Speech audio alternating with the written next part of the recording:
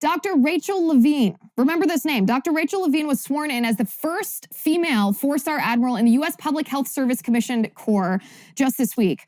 Now, lest you think that Dr. Rachel Levine is a female, you would be wrong. Dr. Rachel Levine was born a man. Dr. Rachel Levine is biologically male. Dr. Rachel Levine is transgender, identifies as a woman, but make no mistake, he is not. His DNA says that he is male. His biology says that he is male. His body says that he is male. Now, we've all heard of this idea of cultural appropriation, right? Where you have one culture that invents something, a tradition, and another, if anybody outside of that culture takes part in that particular tradition, they are now accused by the left, accused by wokesters of appropriating the first person's culture. The best example of this is when Kim Kardashian wore cornrows in her hair. Do you remember this? And who cares, right? It's a fashion statement. And no one should care about it, to be honest. But the left said that she was culturally appropriating the Black community because apparently the woke left thinks the Black community has a monopoly on cornrows in their hair. So that's an example of what cultural appropriation is. But what Dr. Rachel Levine is doing and what the mainstream media and the left are doing by lauding this person as the first female 4-star admiral in U.S. Public Health Service Commission Corps is gender appropriation. They are telling little girls that it doesn't matter what your gender is. It doesn't matter what your biology is. It doesn't matter how hard you work because a man, any man who says that they identify as a woman can come and take your achievement away from you. That's it. All you have to do is say you're a woman and you've taken away that achievement from a girl. How have we let our nation get to this point? How have we let the left co-opt the narrative, the public school system, pop culture, Hollywood, everything to the point that a literal man can call himself a woman, and we let that happen and we laud this person as the first woman to achieve anything? It's awful. Dr. Rachel Levine is someone that, regardless of what side of the aisle you're on, you should reject. You should reject Dr. Rachel Levine because he is terrible at his job. When he was in charge of COVID response in the state of Pennsylvania, he first took his own mother out of a nursing home before forcing nursing homes to accept COVID-positive patients, which led to the death of elderly people in Pennsylvania. Dr. Rachel Levine is awful at his job. Awful at his job. He's a pediatrician who, as a mother, I would not let my daughter anywhere near this man. Not because he's transgender, but because he doesn't think parents should have a right to take part in the medical decision of their children if their children suffer from gender dysphoria. We're talking about puberty-blocking medication. We're talking about gender-affirming therapy. And Dr. Rachel Levine doesn't think parents should be able to decide whether their child undergoes that kind of radical, experimental, anti-science, unscientific treatment. That's more important even than the transgender issue or this gender appropriation that Dr. Rachel Levine and the mainstream media and the left are engaging in. But make no mistake, we ought to outright reject it. This is what the left is. The left wants to control everything we do, everything you do. And this is an example of how they're doing it. They're twisting reality. They're elevating delusion. And the point of this is they want to make everything that you do and everything I do, they want to make it illegal. Wait until you hear what a judge ruled about an unvaccinated parent very recently. We're going to talk about that in just a second. I'm Liz Wheeler. Welcome to The Liz Wheeler Show.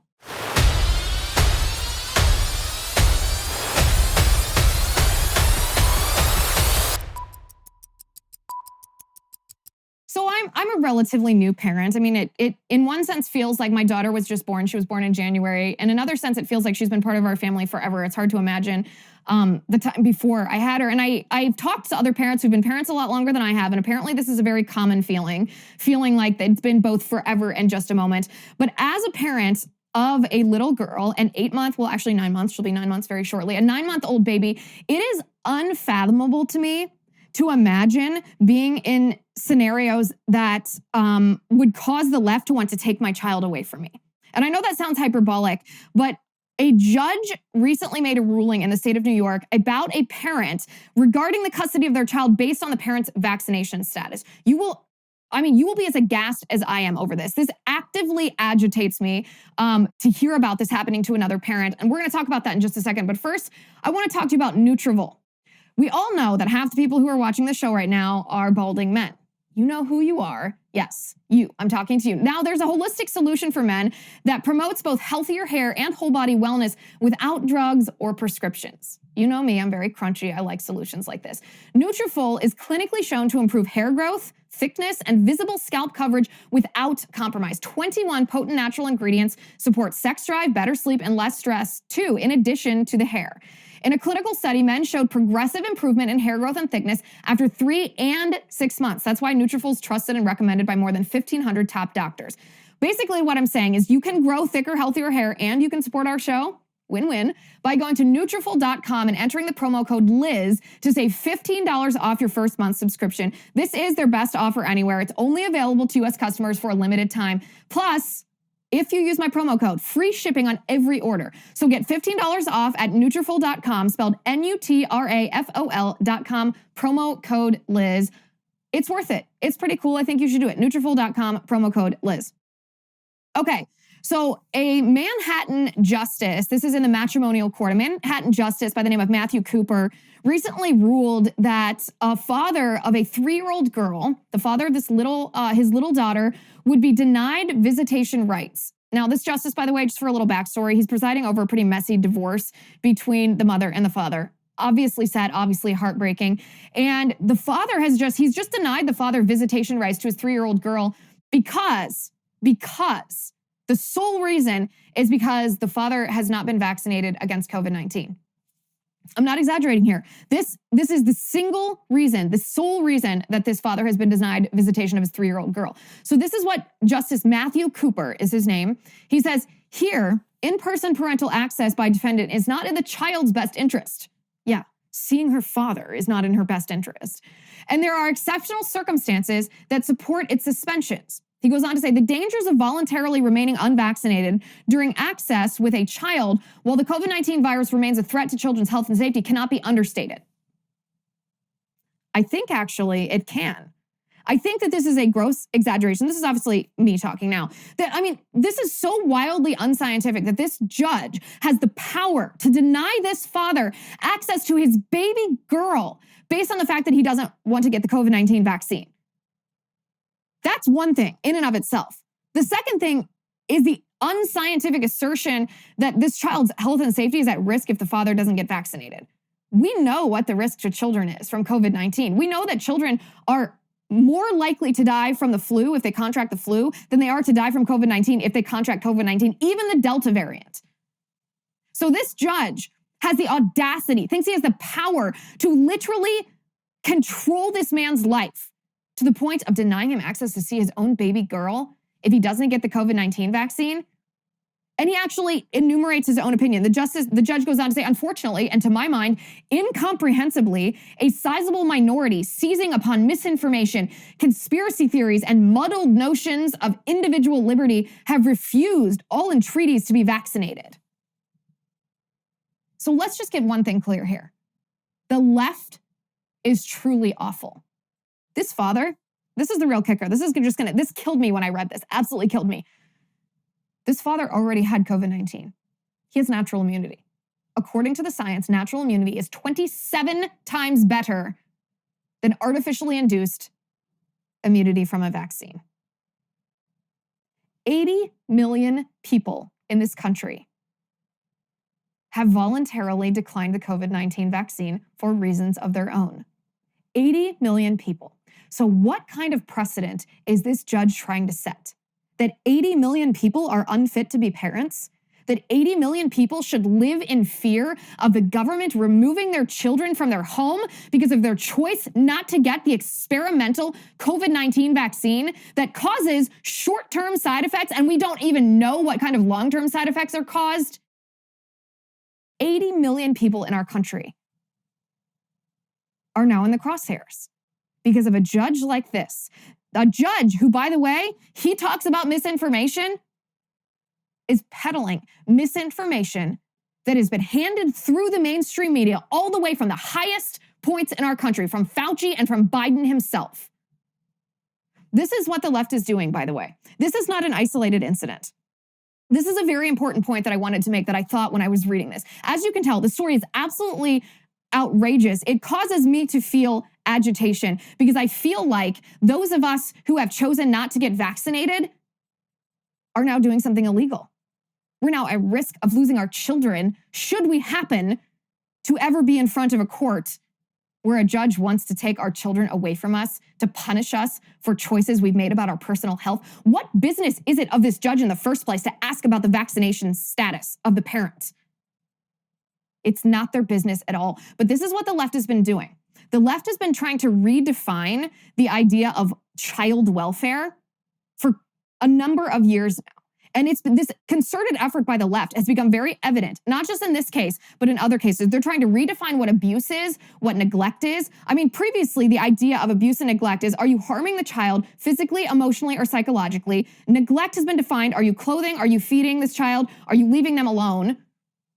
But the left wants to expand this definition in order to remove children from any influence that is counter to the radical leftist ideology. And I'll give you an example of what I'm talking about, because this is not just hypothetical. This is not just a vague thing that I say that I noticed. No. There's actually a professor at Harvard named Elizabeth Bartholet who's making a concerted effort to try to illegalize homeschooling.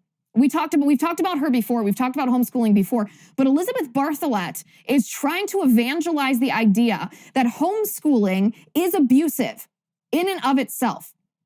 This is actually even separate from the left's very false argument that homeschooled children are more likely to be physically abused than public school children. That has been widely debunked. That is not true. But the argument that Elizabeth Bartholet is making is actually even different from that argument. She is actually wanting to define the very act of schooling your child at home as abusive. Why does she want to define it as abusive? She wants to define it as abusive because she says it deprives a child, this is a paraphrase, it deprives a child of a public school experience. So now it's abusive, according to this prominent leftist, to deprive your child of a public school experience. Now, why would that be? Well, it's not because homeschooled children aren't socialized properly. They are. They're actually socialized better than public school and private school children, according to the studies. It's not because they are academically deprived. Homeschooled children actually academically outperform public school and private school children. No. It's not because homeschooled children end up on welfare when they're adults at a greater rate than public school or private school children. Actually, the opposite. It's not because they aren't contributing members of society. No. In fact, homeschooled children, by all of those standards, turn out better than public school and private school children. No. Elizabeth Bartholet wants to define homeschooling as abusive in and of itself because it deprives a child of a public school experience, because she wants all children to go to public schools, because that's how you indoctrinate children. So you see where this is going here. You see where I'm going, right? The left wants people like you and me to be in violation of the law all the time. They want us to live in fear of the government taking our children away because 80 million of us have chosen not to take the COVID-19 vaccine. They want, who even knows how many children now, with all of the exploding numbers of parents who are choosing to homeschool their children based on the COVID-19 fiascos that have been put into place by the teachers' unions, supported by Joe Biden this last year and a half. The left wants people to be in violation of the law all the time. Why? Because it's like blackmail. It's like the mafia. If you feel that you're in violation of the law all the time, then the left can wield power over your head because they can threaten you to basically drop the hammer on you if you don't then cave to what they want you to do. So again, we see where this is going. If the left wants us to be in violation of the law, or wants parents who don't get vaccinated to be in violation of the law just over custody of their children, they want parents to be in violation of this idea of abuse. They want essentially child protective services to be allowed to control homeschooling families. This is terrifying. I mean, think about this for a second. These are not isolated incidents. These are not radical fringe elements of the Democratic Party. This is becoming mainstream leftist ideology.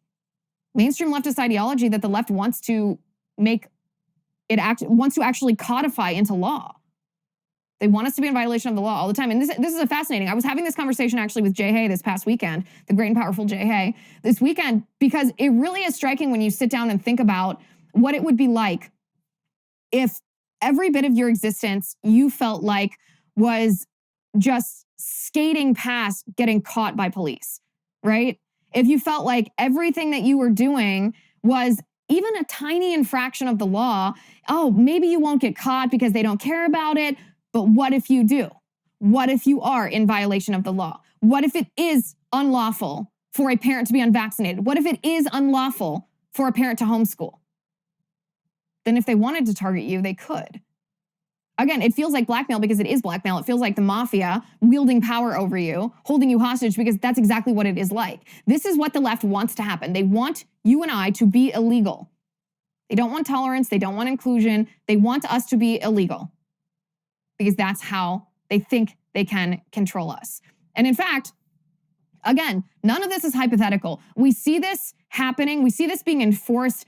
Yes, in the legal aspect, in the case of that judge, of course, but we see this in the cultural sense too. And of course, you know that politics is downstream of culture. So sometimes this stuff happens in institutions in our culture before it's codified into law. That's exactly what's happening to those who are unvaccinated. Yes, this father was discriminated against because he is unvaccinated, but it's not just in matters of custody. It's in matters of healthcare as well. We're going to talk about that in just a second. But first, I want to talk to you about disco. I would venture to say that it's pretty universal that if you are a man, you know that you should be using some sort of skincare products on your face, but you're never exactly sure what to use. If any of this rings a bell, then you should try the skincare line that my husband has been using recently. He's been raving about it. It's called Disco. Disco is a clean skincare brand based in Austin, Texas. All Disco products are created specifically for male skin issues like under eye bags, dark circles, acne, razor burn, oily skin, dry skin, and wrinkles. Disco products are easy to use, effective, and affordable. They take the guesswork out of taking care of your skin. They formulate their products right here in the USA, which we all love. So if you're looking to start a skincare routine for the first time, Disco Starter Set is a no-brainer. They have a face cleanser stick, an exfoliating face scrub, a hydrating face moisturizer. It tells you exactly what to do. There's no guesswork. So if you want to try out Disco, try their skincare products for yourself. We have a special offer for the Liz Wheeler Show audience. Go to letsdisco.com and enter Liz at checkout for 30% off your first order. That's letsdisco.com with Liz as a promo code, and you can get 30% off your first order. Thank you, Disco, for this offer. Like I said, my husband has tried these products and has been raving about them, so I wanted to tell you about them as well. So very unfortunately, this has happened in my home state of Ohio. Man, Ohio really is a mixed bag, isn't it? On one hand, they seem, they stand up for pro-life issues. On the other hand, sometimes they do the nuttiest things. I guess that's why they're a swing state, especially Hamilton County, which is where I grew up. But up north in the Cleveland Clinic in Ohio, there is a horrifying story that has just happened. A man by the name of Michael Ganem, he's 52 years old, and he's dying from kidney failure right now. He's been on a kidney transplant list for several years, and he finally got matched with a donor just this past year on June 23rd, actually. A woman by the name of Sue George responded to a social media post, actually, saying, listen, I'll go through this testing. I'll donate a kidney for you. And you know that this is a long process. Anybody who's had a friend or a family member who's gone through an organ transplant, everything matched up. The testing came back good. Everything was good to go. And it looked like by October that Michael would be able to get his kidney transplant, which obviously, like I said, would be life-saving. The clinic was supposed to conduct the surgery on October 13th, but just before that, on Friday, October 8th, right before October 13th, and like I said, this is after more than a year of looking for a matching donor, 5 days before the surgery was supposed to take place, Cleveland Clinic suddenly canceled this surgery. And they canceled it in the name of their new safety protocol. Now, what is their safety protocol, you might ask? Well, Michael himself had already gotten vaccinated for COVID-19, but Sue George had not. Now, this was not something that was unknown until 5 days before the surgery. No. The team that conducted all of this testing and talked to Michael and Sue about this, they'd known that Sue was not vaccinated for months and months. But suddenly, 5 days before this surgery, they canceled the surgery, and they said it was because Sue was unvaccinated for COVID-19. Can you imagine this? This is literally a death sentence for Michael. A death sentence. Because Cleveland Clinic all of a sudden said that they're going to require donors and recipients of organs to be vaccinated, or else you're not allowed to get this medical treatment. Imagine if this happened with AIDS. Imagine if we started discriminating medical care to people with certain conditions. This is what's happening right now. Michael is not allowed to undergo this life-saving treatment because Sue is unvaccinated. Sue's not allowed to take part in this life-saving treatment, is how I should say it, because she's unvaccinated. This is a sentence of death for Michael. He's dying of kidney failure right now. And the Cleveland Clinic claims that this is about the safety of patients. They claim they're saving people's lives. What about Michael's life? This is the most atrocious thing I've ever heard. We are literally this close. We are on the cusp of unvaccinated people not even being allowed to get medical treatment or being denied treatment in hospitals where it's full because they are unvaccinated. Again, there's so many comparisons that can be made here. We could talk about behavior related to sex. What if you're a gay man and you contract AIDS and you contracted it because of your choice to engage in risky sexual behavior? Should you be denied healthcare because it's expensive, because it could be risky to others? Of course not. What if you're fat? What if you're obese? What if the obesity crisis in our nation is causing emergency rooms to be overcrowded? Maybe that's what's causing the shortage of ICU beds that we hear about all the time, because that actually is what's causing the shortage of ICU beds. Should you be denied treatment because of your life choices, knowing that being obese, not taking care of your own body, not dieting properly, not exercising properly, causes you to be at high risk of heart attack and diabetes and blood pressure and COVID-19 fatality? Should you be denied healthcare because your choices made you at higher risk? No one would dare suggest that, nor should we. Yet that's what we're doing to people who have been unvaccinated for COVID-19. And now Michael's life is at risk because the Cleveland Clinic arbitrarily, 5 days before surgery, declared Sue to be ineligible, even though Michael was willing to take that risk. Now his life is at risk because the Cleveland Clinic thinks they know better. It's so awful. It's so truly awful. It's like when pharmacists across the country, we've heard pharmacists refuse to fill prescriptions for ivermectin for patients because the pharmacists don't think that the patients should be taking ivermectin. Now you might be thinking, well, is a pharmacist supposed to practice medicine? Is a pharmacist supposed to be the one that decides whether or not to fill a prescription? Or are they just there to fill the darn prescription? Well, Steve Deace over at The Blaze has actually crowdfunded. This is super interesting. This is super clever of Steve. I want to give him kudos for this. He's crowdfunded a lawsuit against Walmart because pharmacists at Walmart have been doing exactly what I just described. They've been refusing to fill ivermectin prescriptions for COVID-19 patients because they don't believe ivermectin works for COVID-19 patients, even though the doctor of the patient recommended ivermectin as a treatment. So Steve Deace is saying, well, this is illegally practicing medicine when you're a pharmacist and you're not allowed to practice medicine. And so they're filing a lawsuit. And I'm so interested to see where this goes, to see if pharmacists actually have the say over whether you're allowed to fill a prescription for medicine that your doctor prescribes you. The point of all this, though, and this is, I think, gets lost in the shuffle, gets lost in the outrage, and this is a very important point that I want to make. What I'm talking about, this is government-run healthcare. When you have layers of bureaucracy that are making the decision about your healthcare for you, instead of yourself, instead of a doctor, this is what happens in government-run healthcare systems. This is what happens in single-payer systems, in socialized healthcare systems, in these free healthcare systems. Medicare for all, for example. This is government-run healthcare. This is just one example of it. We've been very fortunate here in the United States that we haven't faced this the way that people in Canada have, the way that people in the UK have.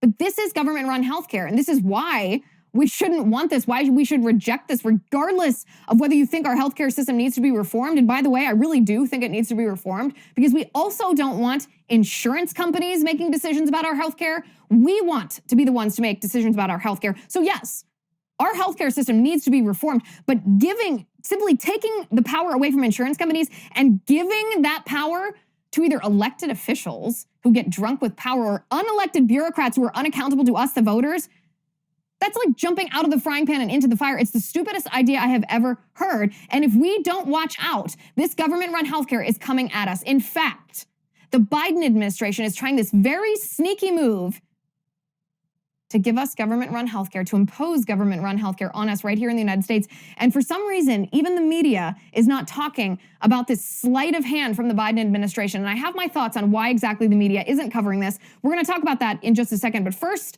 I want to talk to you about EXPRESSVPN. So we all know how a VPN protects your privacy and your security online, right?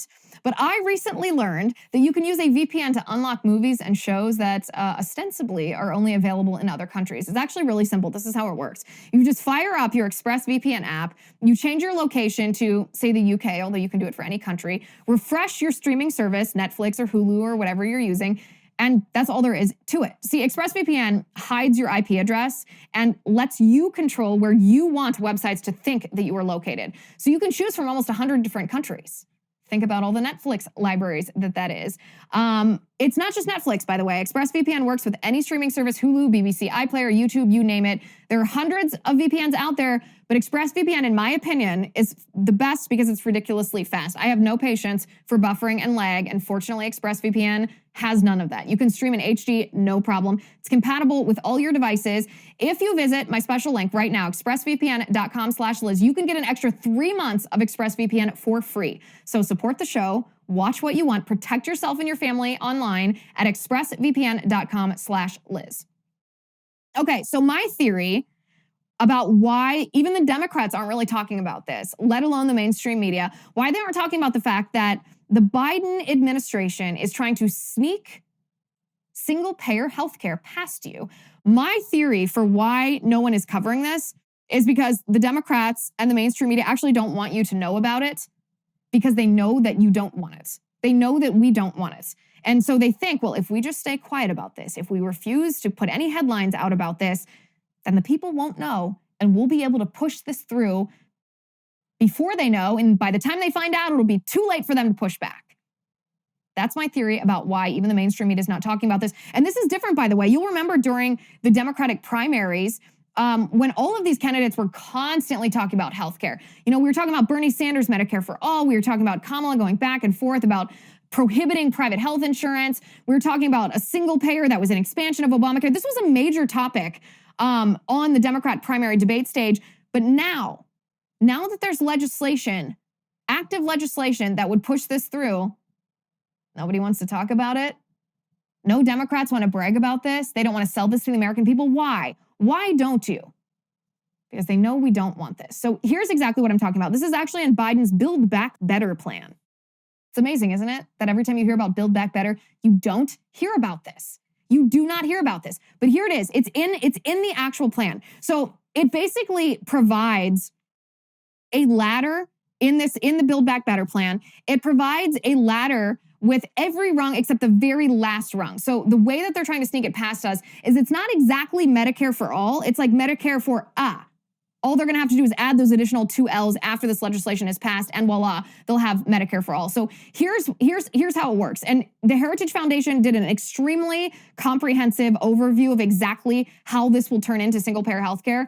And this is what they say. They say the proposal focuses on reinforcing and expanding the Affordable Care Act footprint by removing the income limitations on subsidies, making the existing ACA subsidies more generous, and creating a new federal Medicaid-like option. So basically how they do this is they're going to target states that have chosen not to adopt Obamacare's Medicaid expansion. So basically red states. Red states have said, nope, we don't want to increase the number of people on Medicaid. We don't want to pay for that. We don't want to essentially make Medicaid a government-run healthcare system that everyone can be on. And so red states have said no. So what Biden's plan does, the Build Back Better plan does, is it creates a federal program for those people residing in the red states that have chosen not to adopt Obamacare's Medicaid expansion.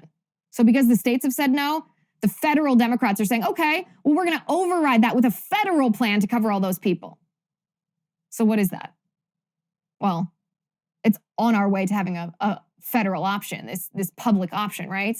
So that's the first phase. And then Heritage goes, the next phase would be to gradually open access to the government option. The legislation already anticipates expansion. It includes language to realign federal payments to allow states that expanded Medicaid under Obamacare to enroll those individuals in the government option. Oh, okay. So first they're going to create a public option in states that didn't expand Medicaid, and then they're going to expand that public option to states that did expand Medicaid. So what is this? This is just a old-fashioned public option. This is just this old socialist public option right here. So it's also going to expand the number of people who are eligible for subsidies. Subsidies means essentially a public option as it is. They're going to increase the number of people who would qualify for that. And we know what happens, right? We know what happens when the government promises free healthcare. What happens? That increases demand for healthcare, because when it's free, people don't discern whether they can afford to pay for it. And I'm talking about excess. I'm not talking about just absolute necessity medical care. I'm talking about, well, if you have a problem, could it be handled? If you have a health problem, could it be handled simply by diet and exercise, by losing weight? Is it obesity induced? Because if so, you can do that on your own. You don't have to have actual medical care for it. Maybe. Obviously, this is a hypothetical example. But if you're given free health care, if you're given free medical care, then you're obviously going to take that instead of taking responsibility for it yourself. And so then what happens is demand increases. When demand increases, you have to say, well, where are you going to get the money to pay for that increased demand? And so we cascade into a public option, because then taxes are raised on a lot of different people. More money is going into the public option. It's expanding even more. And it's a terrible, toxic cycle until all of a sudden we're in a public option that is rationing access to the care that they promised would be for free. This is inside the Build Back Better plan. This is inside Biden's plan. And what happens when we have this public option? What happens?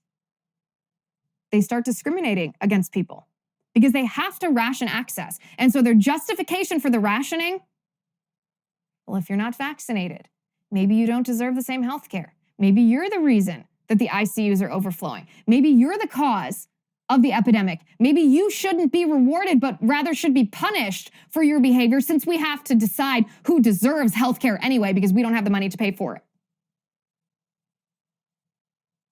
Terrifying, isn't it? Terrifying.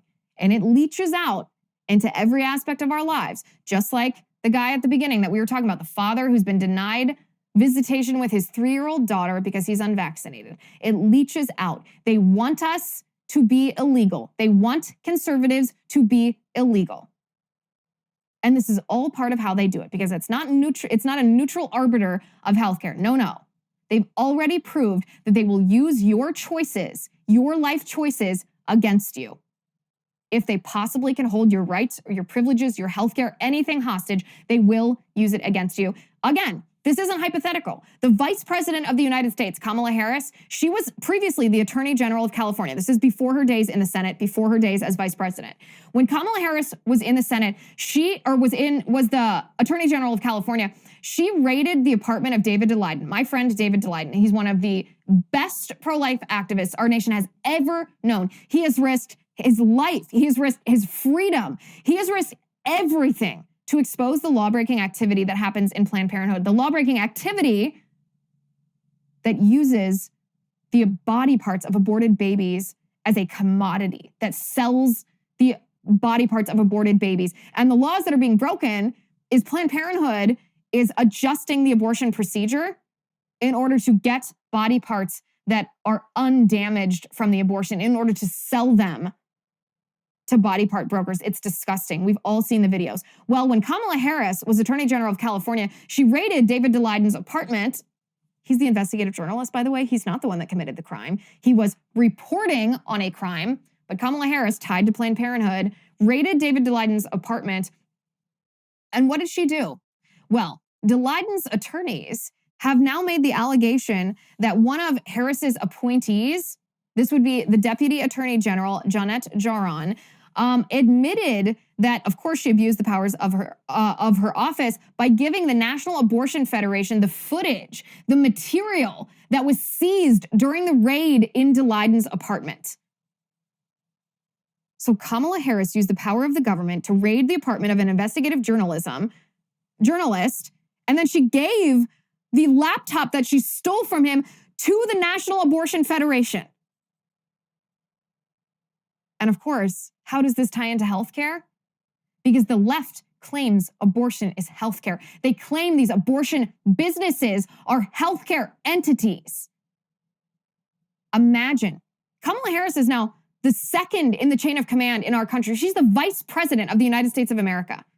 This is how she operates. Imagine if we allowed a government-run healthcare system to happen in our nation. Imagine if Kamala Harris were the second in charge of this. Imagine how she would use the power of holding your healthcare hostage in order not only to fund her abortion agenda, but to deprive people, political opponents of hers, the care that they were promised would be for free under this government-run healthcare system. It's really abysmal to think about. It's really horrible to think about. And by the way, this is why the mainstream media, this is why the Democrats don't want to tell you this little nugget that's hidden in the Build Back Better plan. They don't want us to know about it because they know Democrat, Republican, pro-abortion, pro-life, people don't want a government-run healthcare system because we know how that ends. It ends with rationing. It ends with people being deprived of life, liberty, and the pursuit of happiness based on their political choices. This is happening, by the way, in Seattle. It's not just healthcare, it's people's jobs. This is perhaps the most chilling video that I have seen. I watched this probably 100 times, not 100, that's an exaggeration. I watched this probably 4 or 5 times on my laptop when I first saw this. The Seattle City Hall, the steps to City Hall were taken over by firefighters and police officers who formed this silent protest. They marched, I'm getting the chills just describing it to you, and I want to show this to you. They were turning in their boots at City Hall because they've lost their jobs because of the vaccine mandate. Take a look at this and tell me that you didn't get goosebumps on your arm watching this. Watch.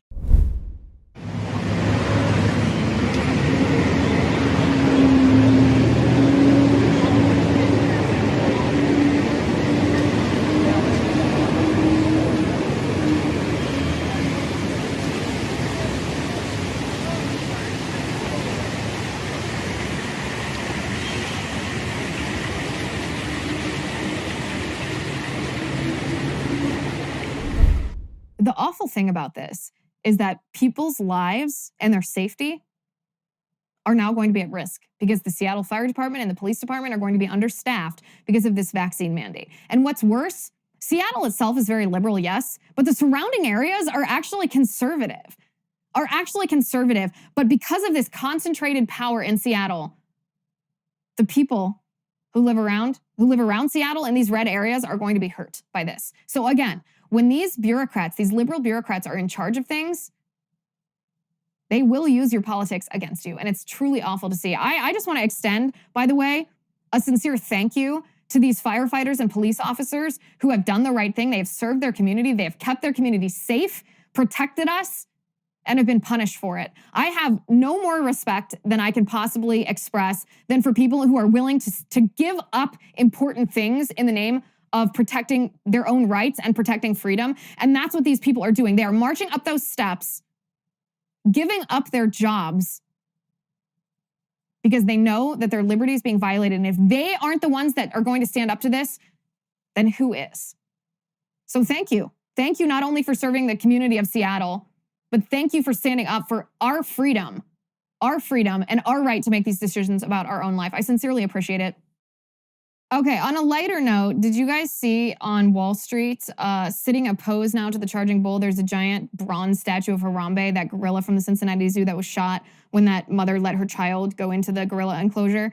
Well, you can see it on the screen. It's quite funny. So I feel some sort of camaraderie with Harambe because Harambe was from the Cincinnati Zoo. I grew up in Cincinnati. I think I saw him about 1 billion times when I visited the zoo as a child. Plus, the memes of Harambe never get old. So I would just like to officially lodge a complaint with whoever put the statue up, because the purpose of this statue, according to those that put it in place, is to say that Wall Street has gone bananas. There's like 10,000 bananas underneath the charging bull or something that's, I don't know, dumb. Please don't ruin Harambe.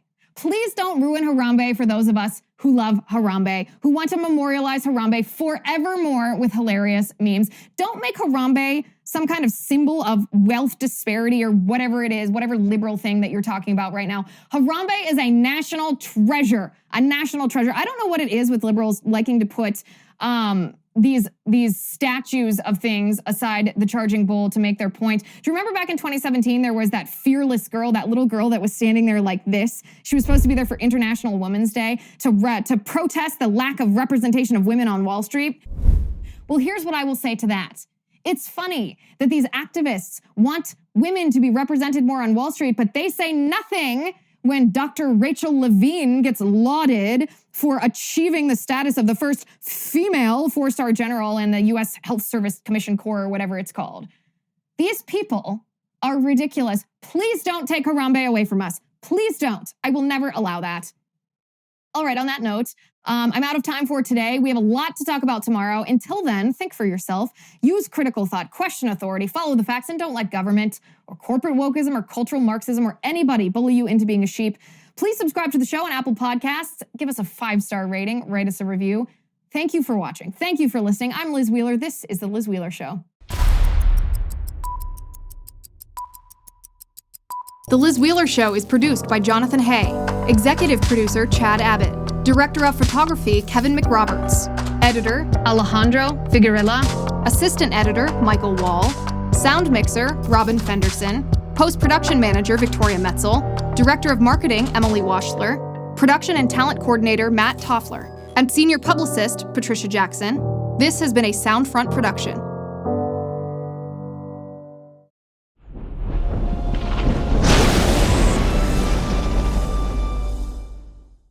If you haven't already, give this video a thumbs up, hit the subscribe button below, and ring the bell to make sure you never miss a video.